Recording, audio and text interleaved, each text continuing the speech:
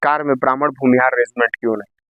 और इसके पूर्व में ये रेजिमेंट था। इस रेजिमेंट की स्थापना हुई थी 1776 में और इस रेजिमेंट को बंद कर दिया गया 1942 में। इसमें 90% सैनिक जो होते थे वो भूमिहार ब्राह्मण थे, जो पूर्वांचल के होते थे। पूर्वांचल यानी आप समझते हैं बिहार, यूपी। सदन में बैठे हुए, चाहे निचली सदन हो या फिर ऊपरी सदन हो, इसमें बैठे हुए लोग क्यों नहीं उठाते हैं? हमारा सवाल उन्हीं से है। युवाओं को रोजगार मिलेगा, जो युवा भटक रहे हैं, एक रेजिमेंट बन जाएगा तो आपका उसमें हक होगा, आपका अधिकार होगा, सम्मान होगा, इज्जत मिलेगा। 1942 में बंद कर दिया जाता है, यानी आजादी से 5 साल पहले बंद कर दिया जाता है। अगर ये संगठन रहता तो आज हमारे युवाओं को रोजगार मिलता, आज हर किसी को हक मिलता। हमारा रेजिमेंट कब बनेगा? हमारे हक की बात कब होगी? हमारे अधिकार की बात कब होगी? हमारा अधिकार कब मिलेगा? क्या हम ऐसे ही आपको वोट देते रहें, आपको सांसद विधायक बनाते रहें, आपको मंत्री बनाते रहें, आपको मुख्यमंत्री बनाते रहें, आपको प्रधानमंत्री बनाते रहें? हर एक जिला में ब्राह्मण छात्रावास होना चाहिए, वो भी नहीं है। होगा तो आपको आपके हक, आपका अधिकार मिलेगा। और जब आपका हक, आपका अधिकार मिलेगा तो फिर आप संसद हो, ऊपरी सदन हो, निचली सदन हो, विधानसभा हो, विधान परिषद हो, हर जगह अपना हक, अपना अधिकार मांग सकते हैं।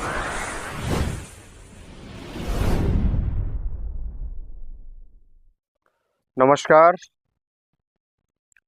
सबसे पहले एक चीज की अपील रहेगी कि जितने भी सारे लोग देख रहे हैं, खास तौर से मैं अपील करता हूँ ब्राह्मण समाज के जितने सारे युवा हैं या फिर बुजुर्ग हैं, कि इस वीडियो को आप सभी ज्यादा से ज्यादा शेयर करिएगा, ज्यादा से ज्यादा फैलाए, क्योंकि ये आपके लिए है। क्योंकि खास तौर से बात करें तो चुनावी मौसम में कोई आपके लिए आवाज नहीं उठा रहा है, कोई आपकी बात नहीं सुन रहा है, इस समाज को कोई वैल्यू नहीं दे रहा है, कोई सम्मान नहीं दे रहा है।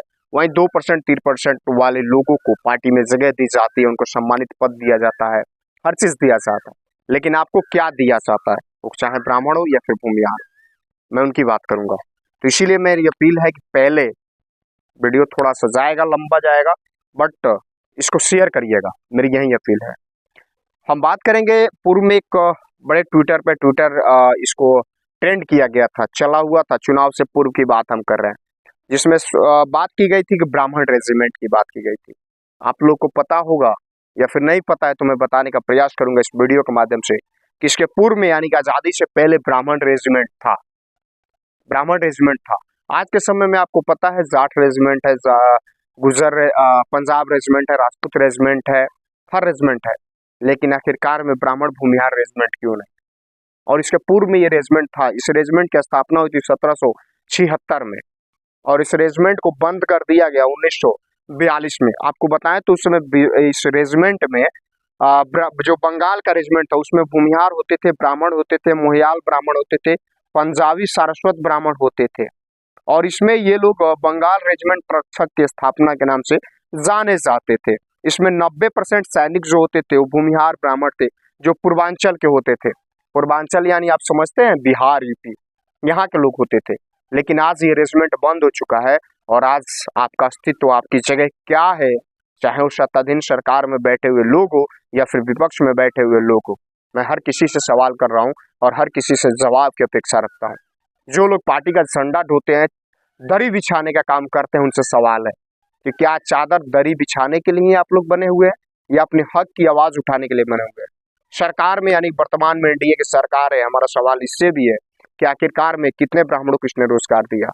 आज के समय में बात किया, सबसे ज्यादा IAS IPS अगर है तो ब्राह्मण है, सर्वोच्च पद पे बैठा हुआ कोई है तो ब्राह्मण है, लेकिन क्या उनको सम्मान मिल रहा है? क्या उनको इज्जत मिल रही है? एक रेजिमेंट की स्थापना नहीं हो पा रही है, सोचने वाली बात है। सवाल यही है।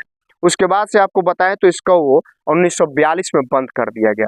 इसके 1857 में मंगल पांडे जो जननायक थे, जो आजादी में उनका अहम योगदान था, हंसते हंसते फांसी के फंदे को झूल गए, वैसे व्यक्ति इसकी लड़ाई लड़े थे। आज हम लोग क्या उस व्यक्ति का योगदान दे रहे हैं? उनके नाम पे राजनीति होती है, उनके नाम पे हर चीज होती है, लोग फोटो लगाते हैं, बैनर लगा लेते हैं, लेकिन कितना उनको सम्मान मिलता है, सवाल है। आखिरकार में इसकी बात क्यों नहीं होती है? बिहार में हम बात करें, उत्तर प्रदेश में बात करें, देश में कहीं भी बात करें, क्या अस्तित्व है, क्या जगह है? आरक्षण की बात की जाती है, संविधान की बात की जाती है, क्या ब्राह्मण सवर्ण समाज में गरीब लोग नहीं है? जाहिर सी बात है, लेकिन क्या उनको सम्मान दिया जाता है? खैर ठीक है, सवर्ण समाज में राजपूत रेजिमेंट है, लेकिन भूमिहार ब्राह्मण रेजिमेंट आखिर में क्यों नहीं बन रहा है? और इसकी मांग जो सत्ता में बैठे हुए सत्ताधीन यानी संसद में बैठे हुए चाहे निचली सदन हो या फिर ऊपरी सदन हो, इसमें बैठे हुए लोग क्यों नहीं उठाते हैं? हमारा सवाल उन्हीं से है। और ये मैं इसीलिए बना रहा हूँ क्योंकि वोट का समय आपके यहाँ जब वोट मांगने आते हैं तो ये सवाल आप पूछिए कि आप हमारे बच्चों के लिए या फिर जो भी युवा साथी मुझे देख रहे हैं, आप सवाल करिए कि आप हमारे लिए कौन से रेजिमेंट की मांग कर रहे हैं। क्या 24 में अगर आपकी सरकार चाहे एनडीए की हो चाहे इंडिया की हो, किसी की भी बनती है तो सांसद महोदय इसकी आवाज उठाएंगे, सांसद महोदय इसकी बात करेंगे, सांसद महोदय या फिर जो भी सरकार बनेगी वो सरकार ब्राह्मण रेजिमेंट लाएगी। ये सवाल करना जरूरी है। जब तक सवाल नहीं करिएगा तब तक मुझे नहीं लगता है कि आपके हक को आपका हक मिलेगा। आज के समय में देखिए लोग क्या क्या कर रहे हैं, गुर्जर लोग क्या किए, मराठा रेजिमेंट है वहां पे आरक्षण की बात की गई, लेकिन आपको क्या मिला? और सबसे ज्यादा सत्ता में बैठे हुए आपके सत्ताधीन लोग हैं जो नेतृत्व करते हैं, जो समाज को लेकर के आगे चलने का काम करते हैं, वैसे लोग आज क्या कर रहे हैं? हमारे युवा, हमारे भाई जितने सारे हैं आज के समय में रोडों पे भटक रहे हैं, घूम रहे हैं, रोजगार नहीं मिल रहा है। क्यों नहीं मिल रहा है? नेतृत्वकर्ता जो भी है, जिले के हो, राज्य पे हो या फिर देश लेवल पे हो, जो भी है, कहते हैं कि ब्राह्मण का वोट मेरे पास इतना है, मेरे पास इतना समाज का वोट है, तो वो लोग इस बात को क्यों नहीं उठाते हैं?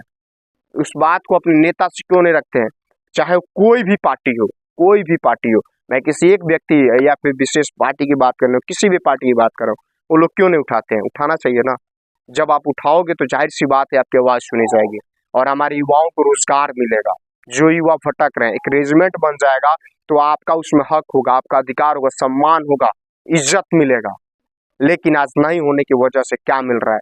रेजिमेंट था, ऐसा नहीं है कि नया बनाना है, रेजिमेंट पहले था, कोई नया नहीं बनाना, इसके पूर्व में भी था, इसको बस रिन्यू कर देना है।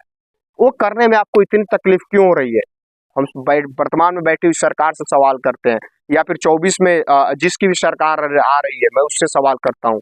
मैं खास तौर से इस ब्राह्मण समाज के जो भी सांसद विधायक हैं उनसे सवाल करता हूँ, राज्यसभा सांसद है उनसे सवाल करता हूँ कि आखिरकार में आप लोग इस बात को क्यों नहीं उठाते हैं? चाहे 543 जो भी सांसद है, राज्यसभा सांसद है, 791 टोटल हो जाते हैं, 92, ये लोग आवाज क्यों नहीं उठाते हैं? उसमें से कम 10-20 तो ब्राह्मण होंगे ना, मुझे लगता है कि होंगे, लेकिन पूरे देश की बात कर रहा हूँ मैं, पूरे देश की, भारतवर्ष की बात कर रहा हूँ।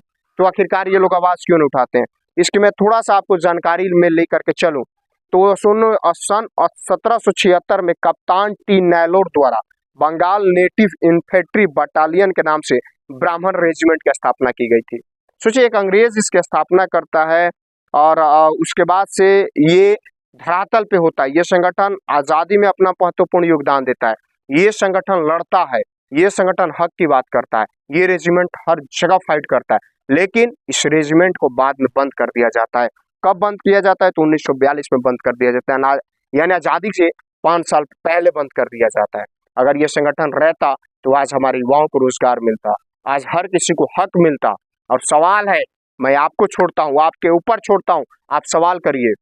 आप सवाल नहीं करिएगा तो आपको जवाब नहीं मिलेगा। आप हर एक जो भी आपके यहाँ सांसद आता है वोट मांगने, जो कहता है कि मैं आपके वोट लेकर के आपकी बात करूंगा, उससे आप सवाल करिए कि हाँ आखिरकार में हमारा रेजिमेंट कब बनेगा, हमारे हक की बात कब होगी, हमारे अधिकार की बात कब होगी, हमारा अधिकार कब मिलेगा? क्या हम ऐसे ही आपको वोट देते रहें, आपको सांसद विधायक बनाते रहें, आपको मंत्री बनाते रहें, आपको मुख्यमंत्री बनाते रहें, आपको प्रधानमंत्री बनाते रहें, लेकिन हमको मिलेगा कुछ नहीं? तो ये कब तक चलेगा? सवाल है। और सवाल ये मैं आपके ऊपर छोड़ कर जाता हूँ कि आप इसको फैलाइए, हर एक व्यक्ति तक पहुंचाइए, क्योंकि आवाज उठाना और आवाज बुलंद करना बहुत जरूरी है। जब तक आवाज नहीं उठाइएगा, आवाज बुलंद नहीं करिएगा तो आपको हक नहीं मिलेगा। जब हक नहीं मांगने से नहीं मिलता तो उसको छीन लिया जाता है। और मुझे लगता है कि ब्राह्मण समाज एक नेतृत्व, समाज को मार्गदर्शन करने वाला समाज है, और उस समाज आज किस कदर पे, किस स्तर पे आकर के पड़ा हुआ है, सोचने वाला बात है। किस तरह से गलत गलत बात किया जाता है, इसी समाज को टारगेट करके अपनी राजनीति रोटी सेकी जा रही है। लेकिन ये समाज आज कहां से कहां गिरता जा रहा है, सिर्फ झंडा ढोने और दरी बिछाने के लिए नहीं, अपने हक अधिकार के लिए भी है। मैं युवाओं से अपील करता हूं, जितने भी युवा मुझे सोशल मीडिया प्लेटफॉर्म के माध्यम से देख रहे हैं, उनसे अपील करता हूं कि आपसे आवाज उठाइए। हर एक जिला में ब्राह्मण छात्रावास होना चाहिए, वो भी नहीं है, होगा तो आपको आपके हक, आपका अधिकार मिलेगा। और जब आपका हक, आपका अधिकार मिलेगा तो फिर आप संसद हो, ऊपरी सदन हो, निचली सदन हो, विधानसभा हो, विधान परिषद हो, हर जगह अपना हक, अपना अधिकार मांग सकिएगा। और फिर आपकी आवाज हर एक नेता उठाइएगा। खैर, कमेंट करके आप बताइए आपकी क्या राय है, और पुनः अपील करता हूं कि इस वीडियो को फैला दीजिए। और मैं सबसे ज्यादा अपील करता हूं कि जो भी ब्राह्मण मुझे सुन रहे हैं, देख रहे हैं, उन सभी से अपील है कि इस वीडियो को फैलाइए और हर एक नेता तक, हर एक युवा साथी तक पहुंचाने का काम करिए। जय हिंद।